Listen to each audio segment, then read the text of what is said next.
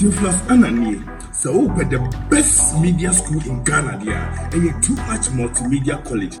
If we say a band equipment apapa, a chair for our quadri awadisium, any air conditioned room there, the band media law, advertising, camera handling, and the marketing there. And then a location in our Abercrombie Park Junction. Fanamba ne boasio na wankasa frɛ na obi andada wa na memo bi nkasa me frama wankasa frɛ abati bi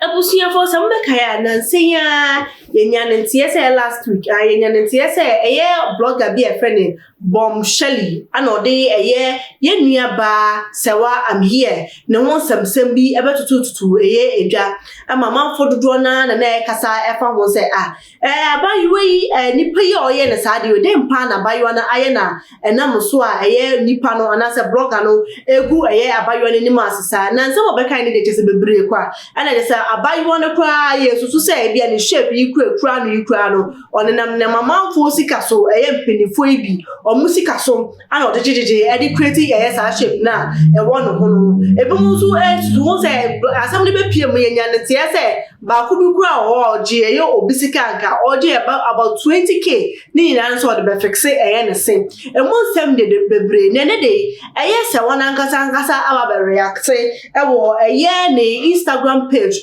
so na sem obekan ni eni enyo no kwa no be react react afen so no ankasa ne god mother na ba na moa ono so ebe react na me de se wade ne be so momi a ye de na ba de no ata so amamo ni ase wa ebe kan ni o say I have endured years of abuse and malicious lies. All these years I've learned not to argue with people who try to destroy the reputation of others unjustly. Far from distracting me, they have made me stronger.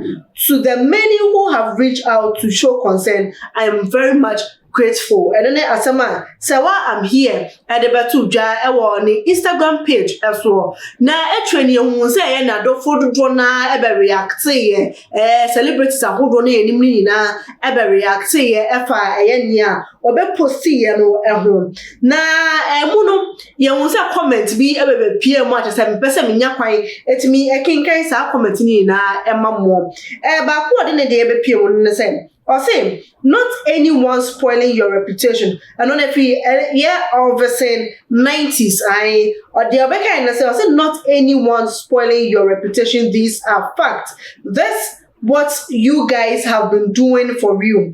And I know the truth, yeah. If it is true, you guys are after married men, this disgrace is few. You think it's funny. I don't mind you being moving from men to men, but that should not be a married man. Wise up. The houses and cars you guys sleep in. My question is, how much is journalism salary wages or pay? You guys think we are fools. The country is not going on. All is because of you, social media.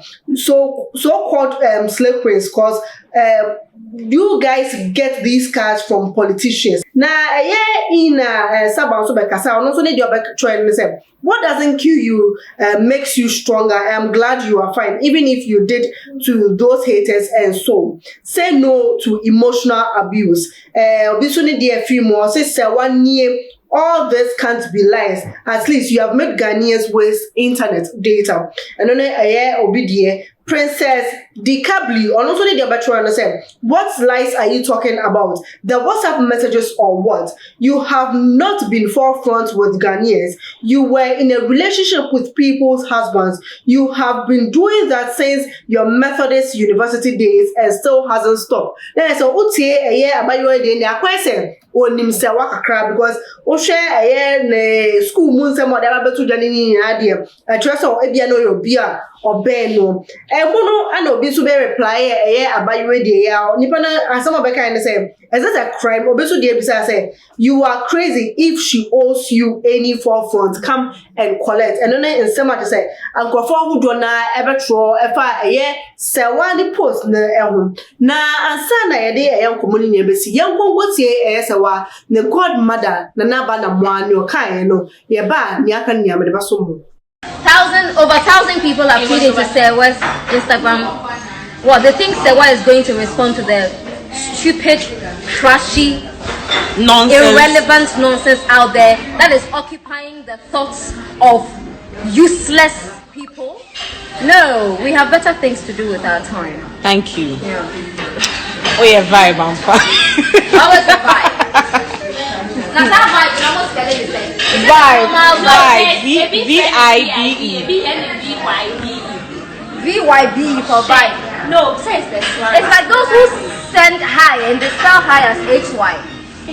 Your neighbors for I ne godmother ne some de betu dwa eno na se na meto ensam no so na make abo say o chade herbal center omoni jumaku a o mafa jumade nyina eho ka o chade herbal center ebisa say e de mpa na wo ha wo say ehunam ni yare say esunsum yare o se ne number ene da screen so wutumi efre no obeje so kama nya de a wo de wo ha no e beba na so e wo asan so e de akofie da wo na wo see watching hospitals ahodo nyina clinics ahodo nyina herbalists ahodo so nyina asanso chi churches ni na so still how na enwa na da so so friend enya dia wo de wo how no besanso akofi ne mu adanse ana wo de beko o hwehwe ne chi akwan ne no ka say ba ko e wo tamale ba ko so e wo dan so ma adofo mu amu nim sewa ni mu nsem no mebebo mu kakra ye wi na e de nkomo ni nyina esi enya ne ntie say ye nua ba sewa yi no ne ye papa ba ko bi John Boedu ananka onam like omotwe implementra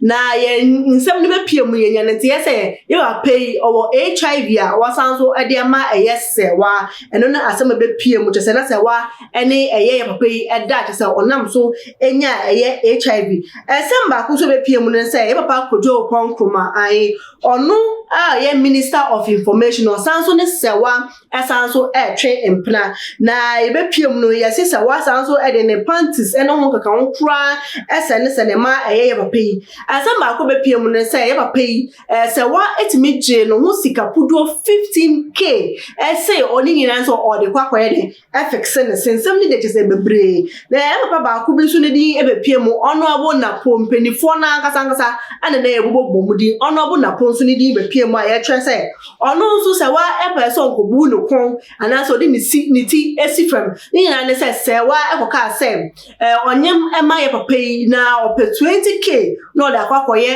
ho abortion na so de kwakoyi akola no ye say papa no ne ni so tete no say la anya de o de sa ne 20k no e be ma na ende e de ma na chuna biom na ye say papa yi eliki information ni nyina na bomb sheli ene de sansem sem mo nyina e betu edwa e was Snapchat so a jesene na tene efa sewa am here ho so ne waba be react na me bisa say uni obi e wo hono na say bia we are very very close to the person.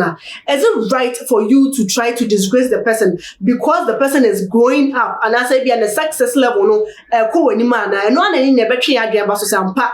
People do not understand or people are afraid of what they do not understand. When people do not understand how you are progressing or your successor or when so ho anombe yi information bia dem epiepie ho abaye do mo begu wani ma say no meja ho de na me so mo say only obi wo ho a ya no are very careful of the way a oni nipa na de edi ho enkomo because ya ka say so be abo bi be kawa na de ofi ontuma mu enti woni obi edi ho enkomo a na are very careful e bia na your best friend no begu wani ma say be bia no aka chu obi na nipa no so edi echi enti woni obi bo ho anwo enkomo a you very very careful adofo aha na me de nsem nyina ese wade ntwe efa ho na se wo futu nsem no fa som ye e wo comment section no wo wi me mo re fi say wo be like wa share no wasan so a subscribe aka ho amaye midi any ekwabro ni da se neso be san so ehwe bi makra.